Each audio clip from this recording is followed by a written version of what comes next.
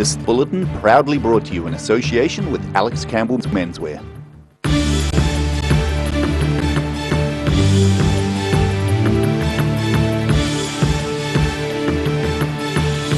Tonight on The South Today, it's lavish, unique and almost finished. Dunedin's old prison gets a facelift. A new timeline expressing Otago's varied and fascinating history comes to our fore. And what do the MPI, Ashburton, a bird's nest and a Polish jet fighter have in common?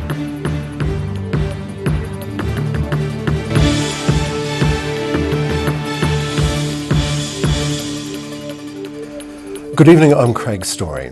The finishing touches are being added to the restoration of Dunedin Prison. The prison is slowly returning to its former glory thanks to a number of community groups and architect Guy Williams. Over 60 specially made crown-shaped ridge tiles are being added to the north end annex of Dunedin Prison, along with several finials. The finishing touches to one of Dunedin's most interesting historic buildings. I'm Roselle LeBone. I'm here on the roof of Dunedin Prison where the restoration and reinstatement of missing features is almost complete. What you can see behind me is the north cell block and the reinstatement of pediments, finials and banding. Over the next few days the curtains will be drawn back and the public allowed their first glimpse of the period features on the southern end of the prison's administration block. Work on the block is nearly done, with restoration of the full building and removal of the scaffolding set for the end of the month.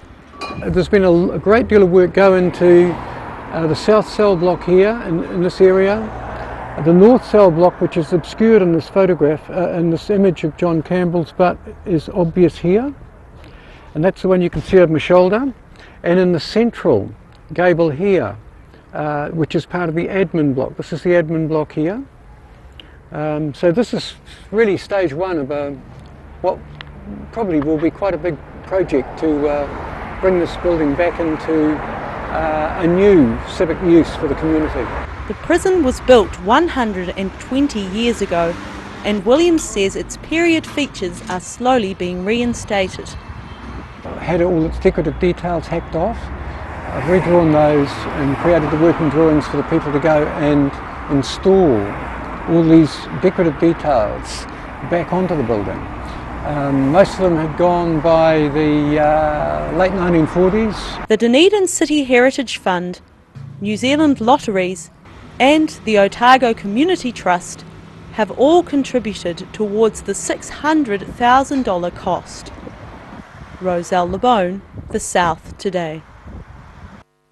The Southern District Health Board is trying new initiatives to reduce the increasing waiting times for people at the emergency department.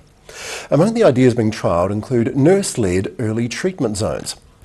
The Southern District Health Board is aiming for 95% of patients being treated within 6 hours of arriving at ED. The organisation's 2015-2016 Quality Account Report was released this week, and in that report the board says the increases in the number of people attending ED is making it difficult to achieve the government's target. In the first quarter of 2016-2017, the performance slipped further to 90%, according to Ministry of Health data. Information released to the Otago Daily Times under the Official Information Act shows Health Minister Dr. Jonathan Coleman has been advised of the problem. A leading second-year history student at the University of Otago is this year's recipient of a prized internship at Toitu Otago Settlers Museum. Tom Rawcliffe will be spending 6 weeks researching and revamping the timeline in the 20th century gallery, and he's hoping to change the focus from food to Dunedin's disappearing icons. As intern Tom Rawcliffe and curator Peter Reid look over the current timeline boxes in the 20th century gallery, it gives them inspiration for a new theme. The current displays are based on food and show decade by decade what we were cooking in New Zealand and the objects we were using to cook with. But these boxes are going to be changed and they'll be revealing icons of Dunedin that have vanished over the last 100 years. So various sort of industries and businesses, grounds like Carisbrook, Bell Tea, department stores, even buildings like the old Stock Exchange building. So just researching a lot of that stuff. As a successful second-year history student, Rawcliffe was awarded the internship by the Otago Settlers Association. Not being a local, much of the information is new to him, and he's discovering what was significant to the people of Dunedin over the last century. Quite a lot of stuff here, and I've certainly had a good look around, and we'll continue to do so. But yeah, we'll have to source. So I've been down to the Hocken, have a look at some stuff there. I'm sure we'll have to look at other places to find stuff. The timeline boxes change every few years, and the museum says having a student involved at the research and planning phase is beneficial. It's great for them, it's great for us, gives them good experience of how we do things, gets them interested in local history, we hope, and we get some end product out of it as well, and we get this change to the gallery that we've been working on. The 10 boxes represent the 10 decades of the 20th century and will feature objects and images that may be long forgotten or perhaps still quite fresh in our memories. Dee Karen, The South Today. An influx of out-of-town teachers has helped fill new positions in the fast-growing Queenstown schools. The roll at Wakatipu High School has jumped from 850 pupils to 910 and has recruited 11 new teachers. Many teachers have come to the resort to fill the vacancies. The school's principal, Steve Hall, says recruiting staff is still a challenge despite Wakatipu High planning to move to a new site next year. And it's not just high schools, with around 50 new entrants at Queenstown's Shotover Primary. An old Polish warplane is almost ready for permanent display in Ashburton. It was purchased from an American owner 2 years ago, but because it had been sitting in the elements for many years, it nearly wasn't allowed in the country. MiG-17 is the latest restoration project for the Ashburton Aviation Museum. It was built in the 1960s and used by the Polish Air Force before it was purchased 2 years ago from an American collector. But when it arrived in New Zealand, a bird's nest was found inside, making the Ministry for Primary Industries take a much closer look at this aircraft. However, they allowed us to quarantine it and clean it. They re-inspected it, gave us the go-ahead. And it's been a labour of love by some fairly dedicated members of this museum who have now got it to this stage. There's still some painting to be done on the subsonic jet plane before it will be ready for permanent display in the museum. Still to come on The South Today, Donald Trump is highly polarising, distinctive and the leader of the most powerful nation on earth. Dr. Robert Patman is in studio to discuss this most vexing of men. And try not to get fleeced, the World Shearing and Wool Handling Championships are upon us again.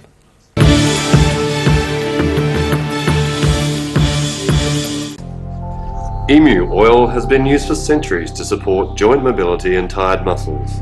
Also helpful for supporting healthy skin. Available as oil or in capsules. Go to www.silverhorn.co.nz to order emu oil today. Every reason, every season, we're proud to dress the region. Alex Campbell Menswear, it fits.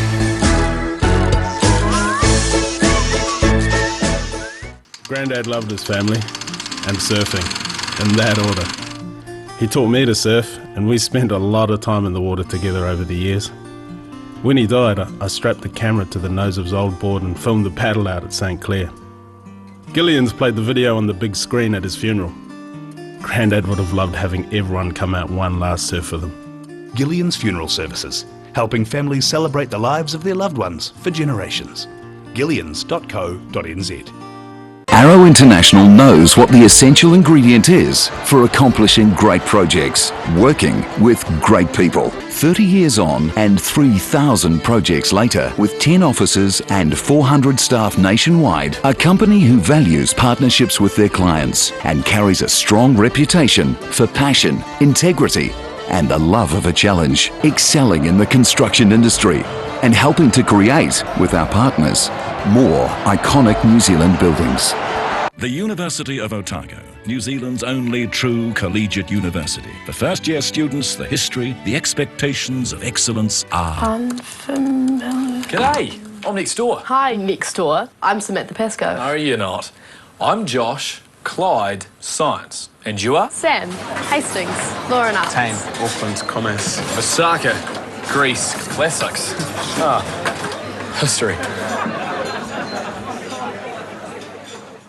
Yes, Sonny Chin. Neck, shoulder, back, sciatica, pain specialists. Innovative tools specifically designed to contour your grooves of depletion and excess muscle buildup. Sonny Chin, it works.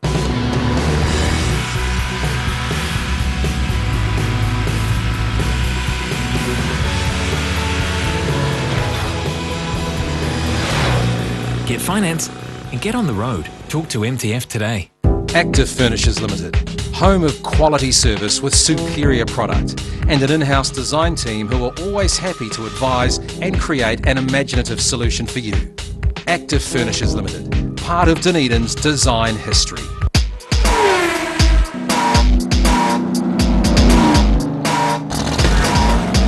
Put your seatbelts on for this one and rev it up. Thursday night is Motorsport Night, proudly brought to you by multi-award-winning Garrador.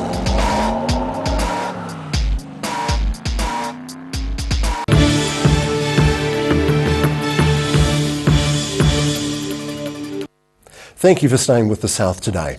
The cost of fighting the blaze that tore through more than 25 hectares of forestry and scrub on Signal Hill has come to more than $100,000. But the Otago Rural Fire Authority is yet to decide if it will attempt to recoup the outlay.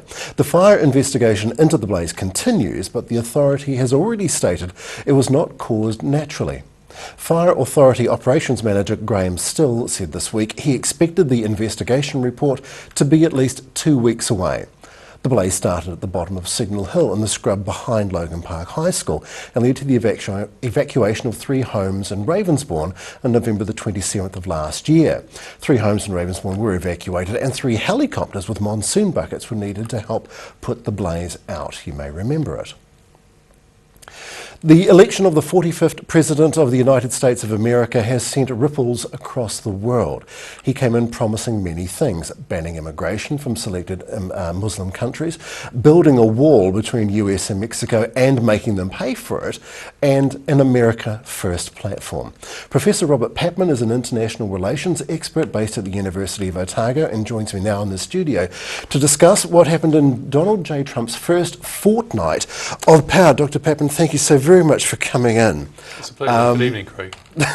What has struck you about the first 11, 12 days of Donald Trump's Well, it's been reign? an extraordinary journey, and I think many people hoped, after such a partisan and bitterly contested contest for the White House, that Mr. Trump would leave sort of a campaign mode and become more magnanimous and unified, because let's face it, he's inherited a very divided country, and he's contributed to that division. He ran a racist, a sexist and a xenophobic campaign and won. But in fact, by the popular vote, of course, he lost by nearly 3 million votes. So what many people hoped that he would take note of that terrain and begin to try to reach out to some of his opponents and become much more of a unifier. And perhaps behave more presidentially, to quote the man. Yes, but so far he seems very determined to pursue his agenda with real rigour, and we've seen restrictions on migration and a whole series of other measures, and also some controversial noises in foreign policy. It's a very disturbing background to this story, and almost universally, very little is normal. This is a very unusual situation. The propaganda war with the media seems to be something which is very prominent, how he's accusing the media, which we're part of it, of being the lying media. What have you observed with this? Well, Mr. Trump doesn't make any bones about this. He said in a speech that he's at war with the mainstream media. And I think there is a real battle of wills going on here, Craig. I think he is trying to intimidate the media. I mean, professional journalists are torn in a situation like this because they want access to the White House. They want to be able to interview these people, part of his team and Mr. Trump himself. At the same time, they want to keep reporting the facts and the evidence. And there was this curious episode over the attendance at the inauguration where he insisted there was 1.5 million people, but every newspaper, even those sympathetic to him, reported otherwise. Yes. And he's still obsessing about it. And Sean Spicer doesn't seem to be making friends in the media in the White House press room either. I think he's under his orders. I think he's getting his orders. The likely greatest impact to New Zealand from Trump's presidency? I think environmental, political, diplomatic. I think the consequences could potentially profound. Economically, of course, we are affected by the fact the United States has pulled out of the Trans-Pacific Partnership. Diplomatically, we stand to support the UN. We're a small country that needs rules, whereas Mr. Trump has indicated his contempt for the UN and also that he wants to put America first, which means that he's not going to play by the rules. And environmentally, he said that climate change, which is a global problem, is a hoax created by the Chinese, apparently, and he doesn't take it seriously. So people in the control room are laughing at that. Well, I think we all should take that with a grain of salt. His presidential manner, the way in which he's presenting himself, does this open the door for the cult of personality even wider? I think a lot of cynical politicians who are also economical with the truth might be inspired by his example. But I think we have to make a distinction here, Craig, between the short term and the long term. In the short term, I think you will get people who replicate the Trump style. But I think within a passage of time, when people get a chance to see what they voted for in the United States and perhaps in Britain with Brexit, there may be, in the medium term, a very strong counter-reaction to what's happening. So I would hesitate to say that Mr. Trump represents the end of an old order. I think we're beginning to see the intensification of a debate about liberal democracy. Lots of debate to be had, because there are certain parallels that have been drawn to a certain small man in the 1930s who managed to polarise his nation against other nations. And this is a very concerning trend of history.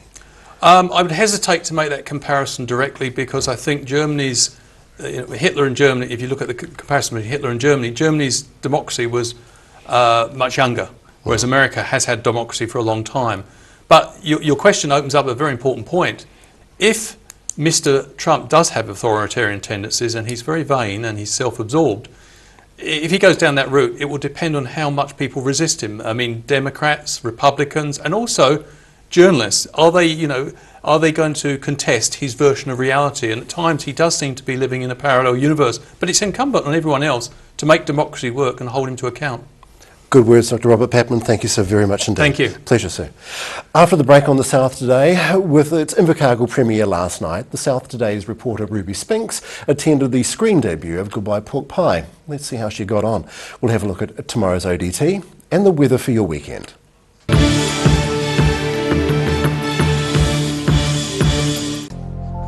Emu oil has been used for centuries to support joint mobility and tired muscles. Also helpful for supporting healthy skin. Available as oil or in capsules. Go to www.silverhorn.co.nz to order emu oil today.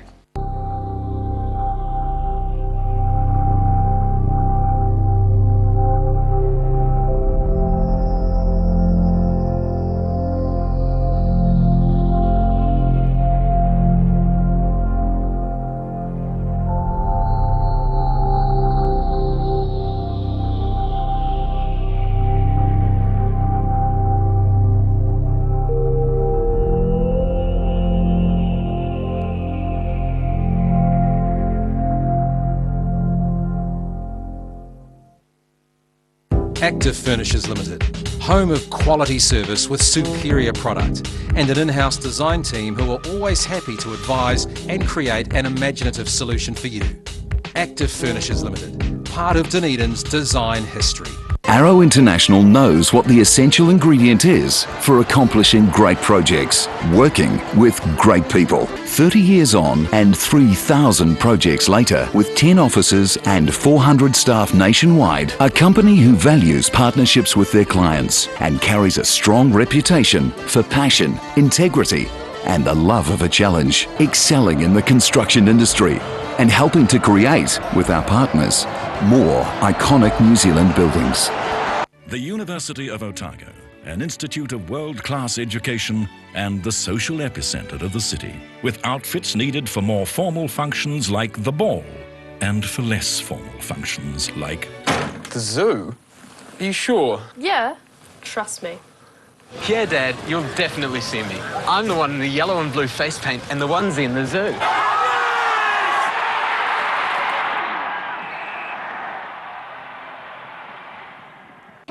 Yes, sunny chin. Neck, shoulder, back, sciatica, pain specialists. Innovative tools specifically designed to contour your grooves of depletion and excess muscle buildup. Sunny chin. It works.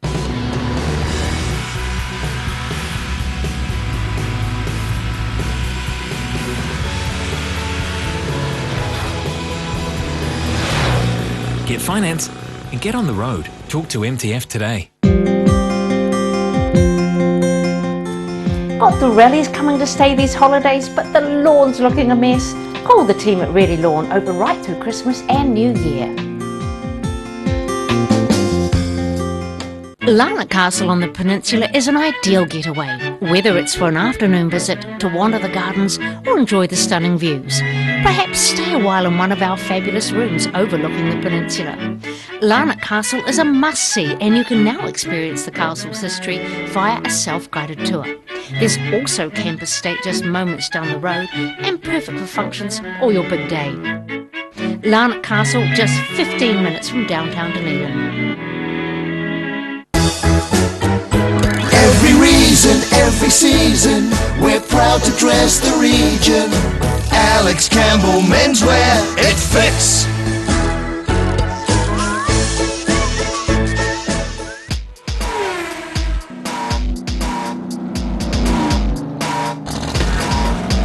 Put your seatbelts on for this one and rev it up. Thursday night is Motorsport Night. Proudly brought to you by multi-award winning Garrador.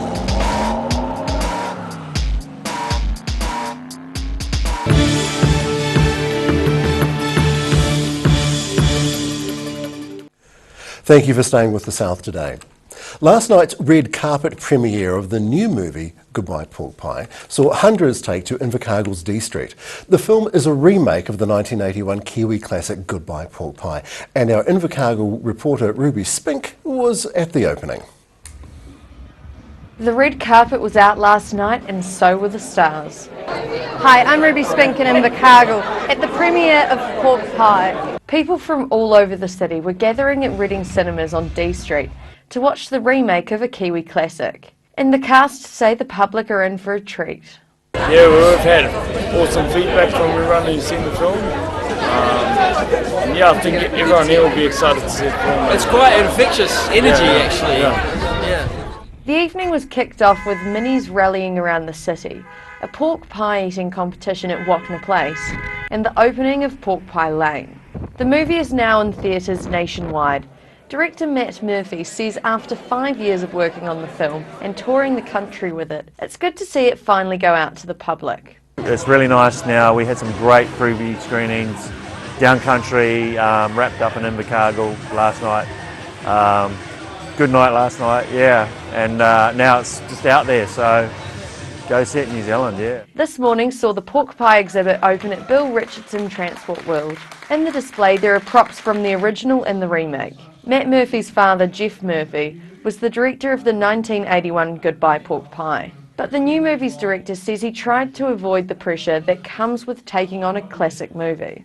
Having grown up with it, I didn't feel that kind of pressure because it's like my dad's movie and it was just one of his movies, and so I didn't want that to get in the way of doing a good job of it, you know. And really, when Dad made the first movie, he just wanted to make an entertaining film for Kiwis, you know, and so I just approached my version of it the same way.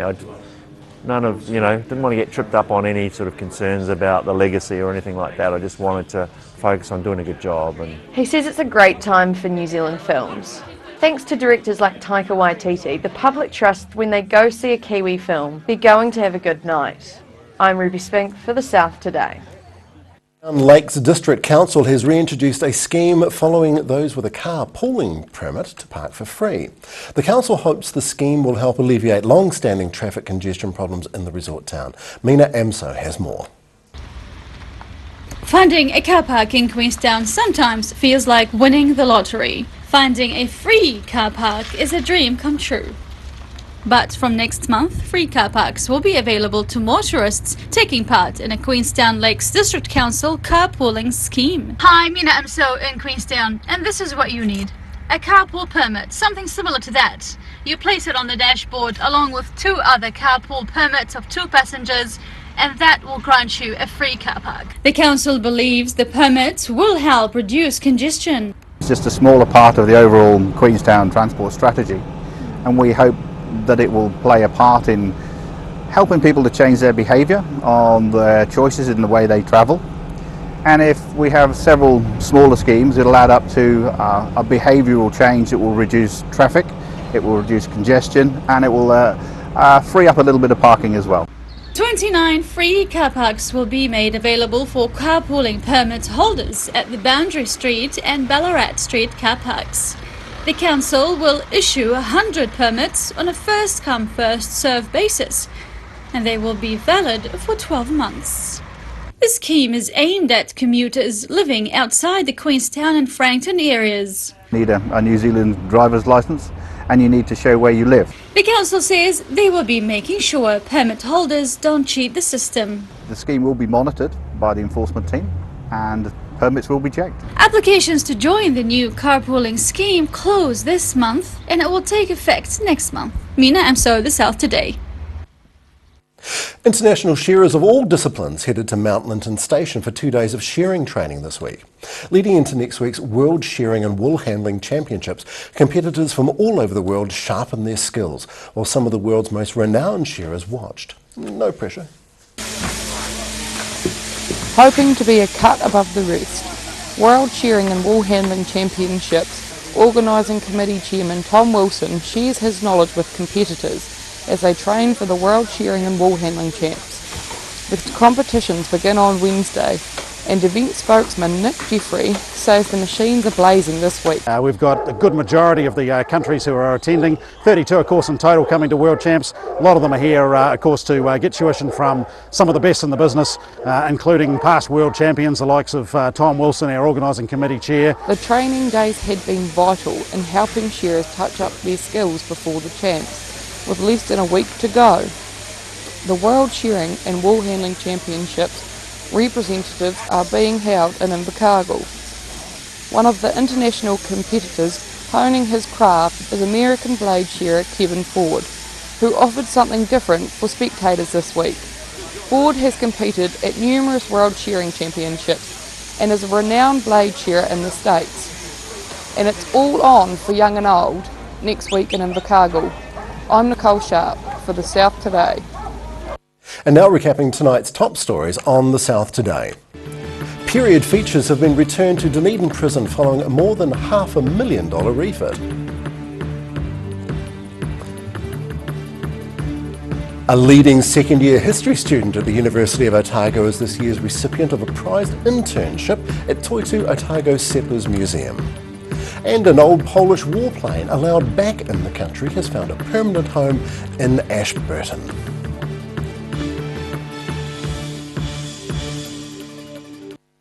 Dave Cannon, very briefly, what's happening in tomorrow's ODT? Yes, speed reading. We've got politics, we've got weather, we've got bringing mowers back to life.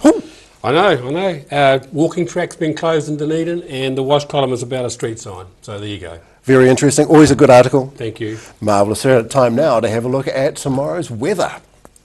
Starting with today. The South Today weather update proudly brought to you in association with Silverhorns Emu Oil. Starting with today's southern view taken of wildlife at what looks like Anderson's Park Art Gallery. It's a good guess. Looking at the situation. A large cold front looms large on the horizon, and there is more to come over the weekend, I kid you not. West to sou'westers are dominant, then a change to a nor'westerly flow on Sunday.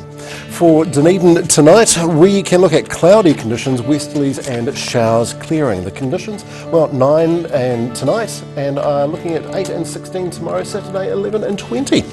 Not too bad. And for Invercargill tonight, 9 degrees for you, a few showers, light nor'westers. And for Friday, showers leaving, a sunny day, cool westerlies easing, another good day for Invercargill, 7 and 15. And for Saturday, 11 and 16 degrees, more cloud, late showers developing, and a few westerlies. Could be a lot worse, but it's a beautiful town to live in. And on behalf of the good men and women of the South Today, I'm Craig Story. Thank you. Good evening.